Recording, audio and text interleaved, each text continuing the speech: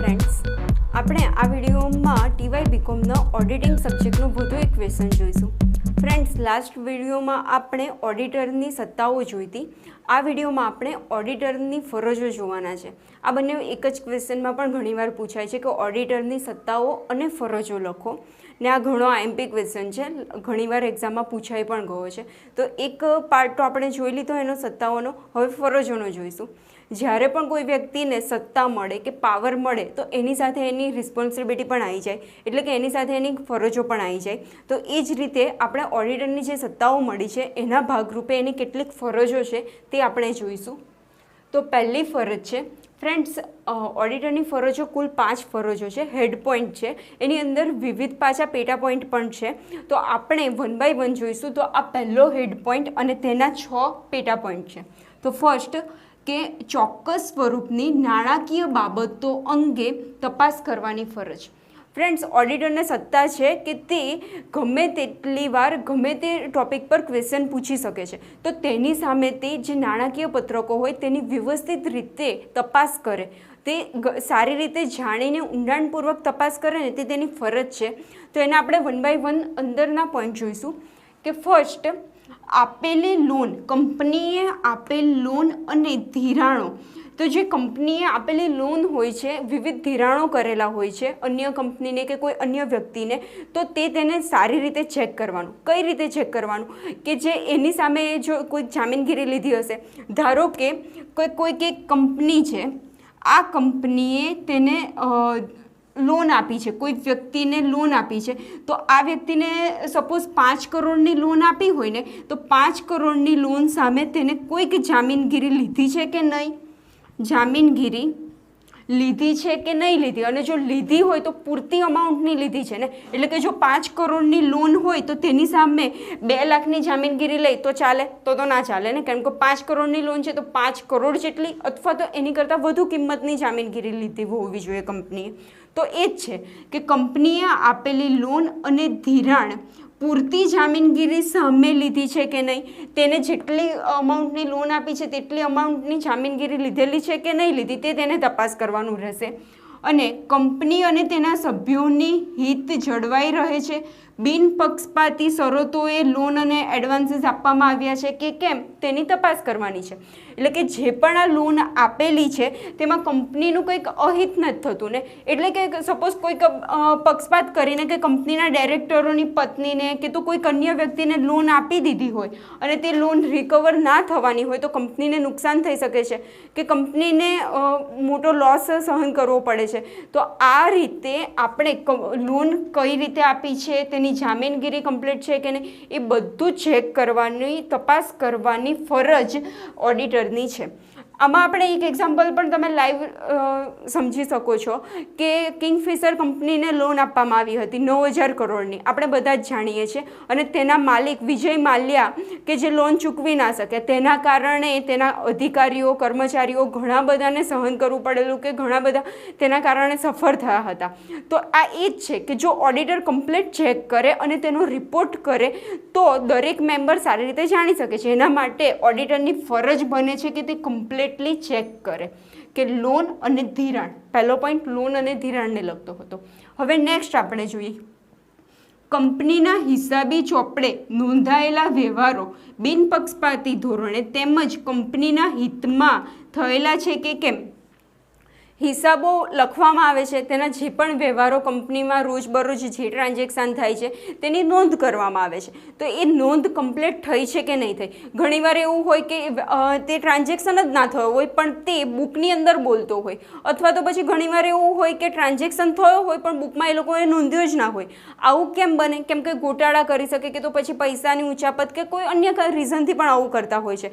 તો આવું કંપનીમાં થયું છે કે નહીં થયું, કે આવું થયું હોય તો તેની કમ્પ્લીટ ચેક કરવાની, તેને કમ્પ્લીટ તપાસ કરવાની ફરજ ઓડિટરની બને છે. ઓડિટર આ બાબતે પૂછપરછ કરી શકે છે, તેની સત્તા છે. તો એ સત્તાનો ઉપયોગ કરીને તે કમ્પ્લીટલી ચેક કરી શકે છે, એ એની ફરજમાં આવી જશે. હવે ત્રીજો મુદ્દો છે, બેન્કિંગ તેમજ રોકાણોની ખરીદ વેચાણનો વ્યવસાય ન કરતી હોય તેવી કંપની. અહીંયા આગળ કઈ કંપનીની વાત કરવામાં આવી છે? તો કેવી? તો બેન્કિંગ કંપની અને રોકાણોની ખરીદ વેચાણ કરતી એટલે કે ઇન્વેસ્ટમેન્ટ કરતી હોય તેવી ઇન્વેસ્ટમેન્ટ કંપની, આ બે કંપનીની વાત નથી કરવાની આપણે. અહીંયા આગળ શું લખેલું છે? વ્યવસાય ન કરતી હોય તેવી કંપની, એટલે કે આ બે કંપની સિવાયની બધી જ કંપનીની વાત કરી રહ્યા છે આ મુદ્દામાં. કઈ બે કંપની? બેન્કિંગ અને ઇન્વેસ્ટમેન્ટ કંપની સિવાયની બધી કંપનીની વાત કરીશું. તો આગળ શું લખેલું છે? કંપનીની મિલકતોમાં જો શેર, ડિબેન્ચર અને અન્ય જામીનગીરીનો નોંધપાત્ર હિસ્સો હોય. કેવી જામીનગીરીની વાત કરે છે? કે ફાઇનાન્શિયલ અસેટ, નાણાકીય મિલકતોની વાત કરવામાં આવી છે. ફાઇનાન્શિયલ અસેટ્સ, નાણાકીય મિલકતોની વાત કરવામાં આવી છે. કંપની કઈ? તો બેન્કિંગ અને રોકાણો સિવાયની કંપની. અને શાની વાત કરવાની છે? નાણાકીય મિલકતો. નાણાકીય મિલકતોમાં કયું? આ શેર, ડિબેન્ચર, અન્ય જામીનગીરો, એ બધી નાણાકીય મિલકતો છે, તો એની વાત કરેલી છે. હવે આગળ શું કહે છે મુદ્દો એ આપણે જોઈએ. નોંધપાત્ર હિસ્સો હોય ત્યારે આ જુદી જુદી જામીનગીરીઓ તેની ખરીદ કિંમત કરતાં ઓછી કિંમતે વેચવામાં આવી હોય તો તે અંગેની ઘણી તપાસ કરવાની. તો તપાસ કરવાની છે, પણ કેવી? આ જે મિલકતો છે તે તેની ખરીદ કિંમત કરતાં ઓછી કિંમતે વેચવામાં આવેલા. ધારો કે ખરીદ કિંમત 100 રૂપિયા છે, પરંતુ એક જે તે કંપનીએ છે ને એને 80 રૂપિયામાં વેચી દીધી. 100 રૂપિયા ખરીદ કિંમત છે અને 80 રૂપિયામાં વેચી દીધી. તો આવું જ્યારે બન્યું હોય ને ત્યારે ઓડિટરે ધ્યાન રાખીને શાંતિથી તપાસ કરવી તે આ મુદ્દામાં કહેવામાં આવ્યું છે. ફરીથી હું તમને સમજાવું કે બેન્કિંગ કંપની અને રોકાણોની ખરીદ વેચાણ કરતી હોય તેની સિવાયની કંપનીઓની વાત થઈ છે, અને તેમાં મિલકતો કઈ? તો શેર, ડિબેન્ચર જેવી નાણાકીય મિલકતોની વાત કરવાની. અને તે પણ ક્યારે તપાસ કરવાના? બંને હોય તો ત્યારે તપાસ નહીં કરવાનું, પરંતુ ખરીદ કિંમત કરતાં ઓછી કિંમતે વેચે ને ત્યારે તપાસ કરવાની વાત કરી છે. તો ફ્રેન્ડ્સ, આ મુદ્દો તમને સમજાયો હશે. હવે આપણે એ જોઈએ કે બેન્કિંગ અને રોકાણોની ખરીદ વેચાણ કરતી એવી કંપનીઓ કેમ ના લીધી?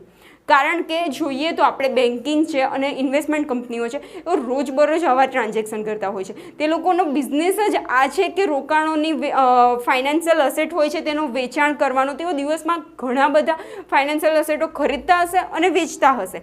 તો આવી કંપનીની આપણે એ ઓડિટ કે એમને બની શકે તે ઓછી કિંમતે વેચે તો આ કંપનીનું આપણે નથી જોવાનું. એની સિવાયની કંપનીઓ જો વેચાણ કિંમત ખરીદ કિંમત કરતાં ઓછી કિંમતે વેચે ને તો આપણે ચેક કરીશું, શાંતિથી ધ્યાનથી તપાસ કરાવીશું ઓડિટર પાસે.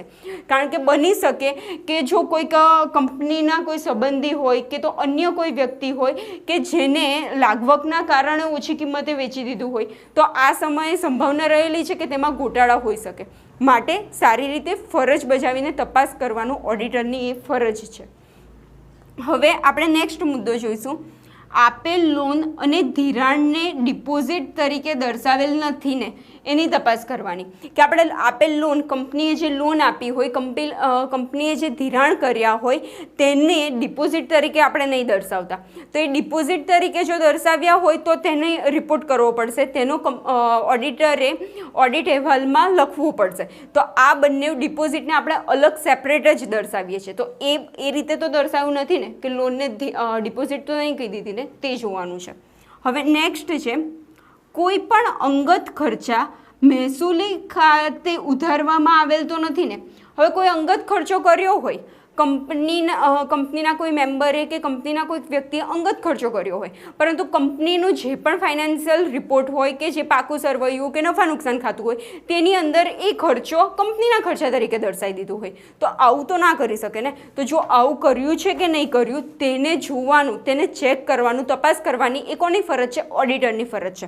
આપણે જોઈએ તો કે ધારો કે કંપનીના કોઈ મેમ્બર કે તો પછી કંપનીના ડાયરેક્ટરના હમણાં નવા મેરેજ થયા હોય અને એ લોકો સિમલા મનાલી કે માલદીવ ફરવા જાય છે. અને કરે છે શું કે આ જે ખર્ચો થયો સિમલા મનાલી ફરવાનો તે કંપનીના જે પણ ફાઇનાન્શિયલ રિપોર્ટ હોય કે જે પણ નફા નુકસાન ખાતું હોય તો એમાં એ લોકો એ રીતે બતાવી દે છે કે ડાયરેક્ટર હતો તે સિમલા મનાલી પોતાના કંપનીના કામથી ગયો છે અને તેને ખર્ચ તરીકે કંપનીના હિસાબોની અંદર લખી દે છે. તો આવું થવું જોઈએ? આવું ના થવું જોઈએ. જો આવું થયું હોય તો ઓડિટરે તેની તપાસ કરવી જોઈએ અને તે એની ફરજમાં આવે છે. એ જ રીતે જો બીજો એક્ઝામ્પલ આપું તો કંપની તેના એમ્પ્લોયીને ગાડી આપે છે. ગાડી શા માટે આપે છે કે તે કંપનીના કારણોસર જે પણ કામકાજ હોય તે સ્પીડમાં અને ઝડપથી કરી શકે, તે કે કંપનીના એમ્પ્લોય આમથી તેમ અન્ય જગ્યાએ એક સ્થળેથી બીજા સ્થળે જઈ શકે, એટલા માટે તેમને ગાડી આપવામાં આવે. અને તે લોકો શું કરે, ગાડીનો પર્સનલ યુઝ કરે અને એ જે પેટ્રોલનો ખર્ચ હોય તે કંપનીના ખાતામાં નોંધવામાં આવે. તો આમ ન થવું જોઈએ ને. તો જો આવું કંઈક થયું છે કે નહીં તેની પૂછપરછ કરીને શાંતિથી તે પૂછપરછ કરશે, તેના ડીપમાં તેની નોંધ લેશે અને એ ઓડિટર રિપોર્ટ કરશે. એટલે કોઈ અંગત ખર્ચા મહેસૂલી ખર્ચ ખાતે ઉધારવામાં આવ્યા છે કે નહીં તેને જોવાની પણ એ ઓડિટરની ફરજ છે. હવે નેક્સ્ટ મુદ્દો જોઈએ. કંપનીના જે પણ શેરો રોકડ અવેજથી ભરપાઈ થયા હોય તો તે કંપનીના હિસાબી ચોપડા અને નોંધવામાં આ નાણાકીય વ્યવહારોની પૂરતા ઉલ્લેખ સાથે વિગતપૂર્ણ નોંધ કરવામાં આવી છે કે કેમ, તેમજ આવી શેર વેચણી સામે રોકડ ખરેખર મળેલ છે કે કેમ તેની તપાસ કરવી. ફ્રેન્ડ્સ, આ વાંચ્યું તો તેમાં તમને ખબર પડી કે નહીં એ ખબર નહીં, પરંતુ આ ઘણું ડિફિકલ્ટ થઈ રહ્યું છે કે જો તમને ના સમજાવવું હોય તો આપણે એને ચાર્ટ દ્વારા સમજવાની ટ્રાય કરીએ કે તમને વ્યવસ્થિત રીતે ચાર્ટ દ્વારા આ મોટો મુદ્દો શાંતિથી સમજાઈ જાય. તો આમાં શું કહ્યું છે, પહેલાં આપણે ચાર્ટ દ્વારા કરીએ કે શાની વાત કરવામાં આવી છે, શેરની વાત. કંપનીના શેર હોય તે આપણે કંપની વેચતી હોય કે ખરીદતા હોય તો બે રીતે ખરીદાશે. એટલે બે રીતે એટલે કે પૈસાની ચૂકવણી બે રીતે થશે, કાં તો તે રોકડમાં આપશે કાં તો તે બેંક દ્વારા આપશે. તો કઈ રીતે થવું, એક રોકડ દ્વારા અથવા તો બેંક દ્વારા. જે પણ વ્યક્તિ શેર ખરીદશે કંપનીના એ રોકડ હાથોહાથ પૈસા આપી દેશે અથવા તો પછી બેંકમાં ટ્રાન્સફર કરી આપશે. આ રીતે તેને પૈસા આપશે. અને હવે શું થશે કે જો રોકડ દ્વારા પૈસા આપ્યા હશે ને તો આ રોકડના પૈસા એ કંપનીના જે પણ ફાઇનાન્શિયલ રિપોર્ટ છે, જેમ કે પાકું સરવૈયું છે, પછી રોકડ ખાતું છે, આ બંને ખાતાની અંદર કમ્પ્લીટ નોંધ થઈ છે કે નહીં તે જોવું પડશે. અને બીજું એ છે કે તેને સાચી રીતે પૈસા મળ્યા છે કે નહીં તે જોવું પડશે. તો આપણે આ ચાર્ટ જોયો તો ફરી એકવાર કહી દઉં કે શેર છે તો શેરની બે રીતે આપણે પરચેસ કરી શકાશે, એક રોકડ હાથોહાથ આપીને અથવા તો બેંકમાં પૈસા ટ્રાન્સફર કરીને. અને જો રોકડ દ્વારા પૈસા આપવામાં આવ્યા હોય તો તેમાં બે રીતે કે પાકું સરવૈયું કે તો રોકડ ખાતું એની અંદર નોંધ કરવાની રહેશે, અને બીજું છે કે રોકડ ખરેખર મળી છે કે નહીં તે તેને જોવાનું રહેશે ઓડિટરે. તો હવે આપણે આ મુદ્દો વાંચીને સમજીએ કે કંપનીના જે પણ શેરો રોકડ અવેજથી ભરપાઈ થયા હોય, રોકડ અવેજથી એટલે કે રોકડ દ્વારા, બેંક દ્વારા નહીં, રોકડની આપલે દ્વારા શેરોની ભરપાઈ થઈ હોય તો તે કંપનીના હિસાબી ચોપડા અને નોંધોમાં નાણાકીય વ્યવહારોની પૂરતા ઉલ્લેખ સાથે વિગતપૂર્ણ નોંધવામાં આવ્યા છે કે નહીં.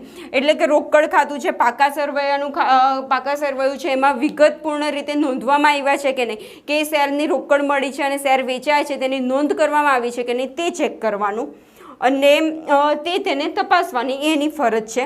અને બીજું, ખરેખર રોકડ ન મળી હોય તો આ વિગત ગેરમાર્ગે ન દોરે તે રીતે સાચી અને નિયમિત સ્વરૂપે હિસાબી ચોપડામાં છે કે નહીં.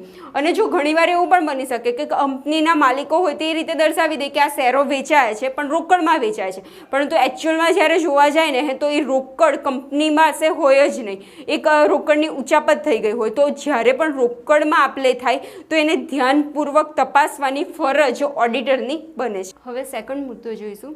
આની અંદર આપણને જસ્ટ 2 જ પોઈન્ટ લખવાના છે, એટલે સિમ્પલ મુદ્દો છે, જસ્ટ સમજી લેજો તમે કે સભ્યો સમક્ષ અહેવાલો રજૂ કરવાની ફરજ.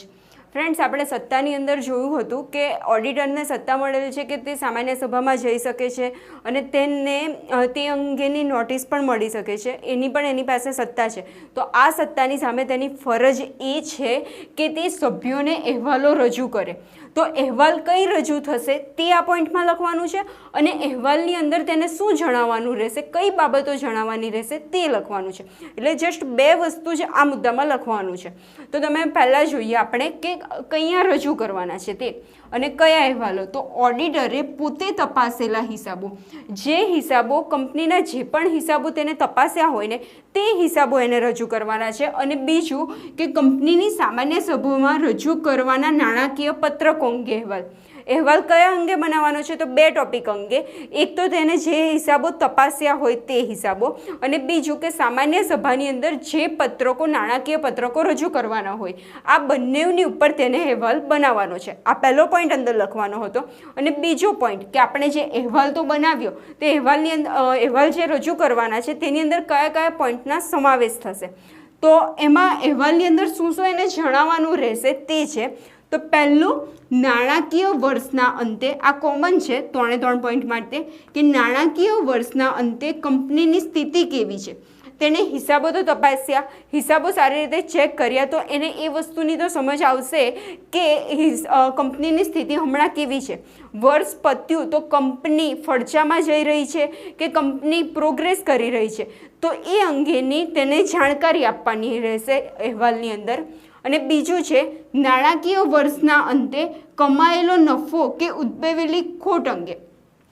તે જે પણ નફા નુકસાન ખાતું છે કે એના હિસાબો ચેક કર્યા, તેના પરથી ઓડિટરને ખ્યાલ આવશે કે નફો થઈ રહ્યો છે કે ખોટ થઈ રહી છે, અને ખોટ અને નફો કેવા પ્રકારનો થયો છે, કે કન્ટિન્યુઅસલી ગયા વર્ષે પણ ખોટ થયેલી, આ વર્ષે પણ ખોટ થયેલી, તો એકને એક પ્રોબ્લેમને કારણે કે ખર્ચા વધુ થઈ રહ્યા છે અને તેની સામે ઇન્કમ ઓછી આવી રહી છે, તો કયા કારણે ખોટ થઈ રહેલી છે કે નફો થઈ રહેલો છે, તો તે અંગેનું તેને જાણકારી આપવાની રહેશે અહેવાલની અંદર. પછી છે નાણાકીય વર્ષના અંતે રોકડ પ્રવાહ અંગે. તેનો કંપનીનો રોકડ પ્રવાહ કેવો છે, કે રોકડ આવે છે તો તે કેટલા પ્રમાણમાં આવી રહી છે અને તેની સામે રોકડ જઈ કેટલી રહી છે, કે આવક કઈ રીતે ઊભી થઈ રહેલી છે. આવક તો ઊભી થાય છે, ઘણીવાર એવું થતું હશે કે વેચાણ તો સારું થઈ રહ્યું છે કંપનીનું, પરંતુ પૈસા આવી જ નહીં રહ્યા, રોકડ આવી જ નહીં રહી. વેચાણ તો સારું એવું બતાવાય છે, પરંતુ બધા દેવાદારો થઈ જાય છે. દેવાદાર થઈ જાય છે ઇન ધ સેન્સ કે પૈસા આપતા નથી, નાણાં આપતા નથી. તો એ કયા પ્રકારનો રોકડ પ્રવાહ કંપનીની અંદર ચાલી રહ્યો છે તે અંગે તેને અહેવાલની અંદર લખવાનું, તેની સમજ પૂરી પાડવાની એ ઓડિટરની ફરજ છે. હવે ચોથો મુદ્દો જોઈશું કે અહેવાલની અંદર હજુ એને શું જણાવવાનું રહેશે. તો ઓડિટરે અન્ય જે કઈ બાબતો કે ઉપર દર્શાવ્યા સિવાયની, આ કંપનીની સ્થિતિ, નફા નુકસાન ખાતું, એના સિવાય એને ઉપર જે દર્શાવેલું છે ને, આ પર આપણે જે સમજ્યા તેના સિવાયનું જો કોઈ કંપનીના ડાયરેક્ટર કે તો કોઈ પણ વ્યક્તિ તેને સૂચવે કે આ અંગે પણ અમને જાણકારી જોઈએ છે, તો એ વસ્તુ પણ અહેવાલમાં તેને પૂરી પાડવી પડશે. કોઈ સ્પેસિફિક કોઈ બાબતે તેને કહ્યું હોય કે આ તપાસી કે આ અંગે કંપનીમાં શું ચાલી રહ્યું છે તે અંગે અમને અહેવાલ આપો, કે તે અંગે અમને જાણકારી આપો, તો એ વસ્તુ પણ એને તપાસીને ચેક કરીને અને તેને જે પણ કંઈક લાગે તે વસ્તુ એને અહેવાલમાં કહી દેવાનું રહેશે. એ ચોથો મુદ્દો હતો. હવે પાંચમું કે અહેવાલમાં હજુ શું આવશે. બધું તો આવી ગયું ને, કે સ્થિતિ, કંપનીની નાણાકીય પદ્ધતિ, નફા નુકસાન ખાતું, એ સિવાય જે સૂચવે તે. તો હવે પાંચમા મુદ્દામાં આપણે જોઈએ કે ઇમ્પોર્ટન્ટ છે કે ઓડિટિંગ ધોરણો, એટલે કે ઓડિટિંગના સ્ટાન્ડર્ડ ઓન ઓડિટિંગ એ મુજબ તૈયાર કરવામાં આવ્યું છે કે નહીં, કે ઓડિટરે પોતાના અહેવાલ 2013ના કંપની ધારાની જોગવાઈઓ અને ઓડિટિંગના સ્ટાન્ડર્ડો, ઓડિટિંગના ધોરણો મુજબ તૈયાર કર્યું છે કે નહીં. આ જે પણ કંઈ વસ્તુ છે ને તેને ઓડિટિંગના સ્ટાન્ડર્ડ મુજબ ચેક કરવાનું રહેશે. જે રીતે આપણે ઓડિટિંગના સ્ટાન્ડર્ડો એટલે શું, આપણે અકાઉન્ટ તો ભણીએ છીએ, તો અકાઉન્ટની અંદર આવતા હતા અકાઉન્ટિંગ સ્ટાન્ડર્ડો. અકાઉન્ટ માટે જે રીતે અકાઉન્ટિંગ સ્ટાન્ડર્ડ છે તે રીતે ઓડિટિંગ માટે ઓડિટર ફોલો કરે તે માટે ઓડિટિંગના પણ સ્પેશિયલી સ્ટાન્ડર્ડ આપવામાં આવ્યા છે, કે તેના ધોરણો આપવામાં આવ્યા છે. તેને આપણે સ્ટાન્ડર્ડ ઓન ઓડિટિંગ કહીએ છીએ.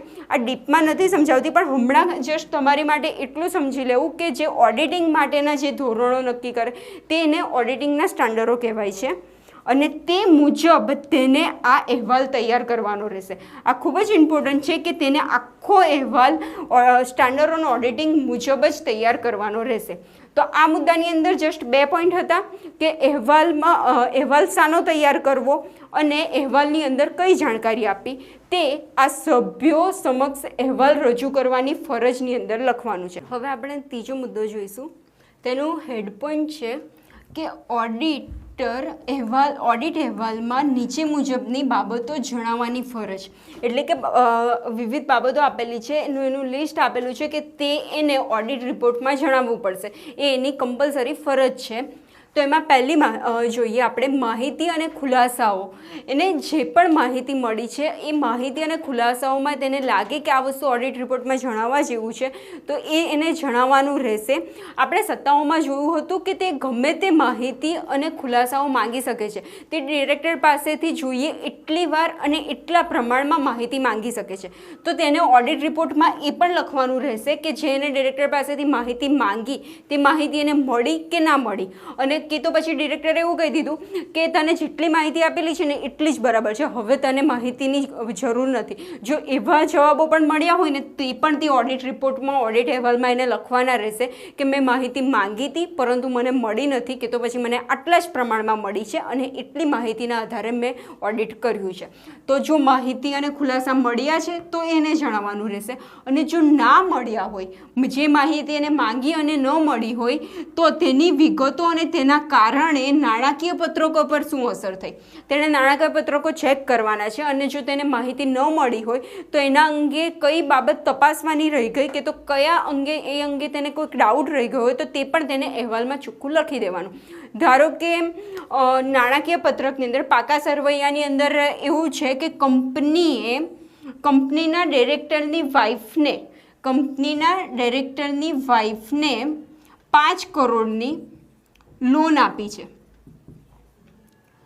કંપનીના ડિરેક્ટરની વાઇફને કેટલી 5 કરોડની લોન આપી છે, પણ આ લોન છે ને એમ જ આપી દીધી છે. એમ જ આપી દીધી એટલે કે એની સામે કોઈ પણ જામીનગીરી નથી રાખી કે કોઈ પણ વસ્તુ એને લીધી નથી કંપનીએ કે આ 5 કરોડની લોન આપી છે તો તેની સામે આ દસ્તાવેજો છે અથવા આ જામીનગીરી છે.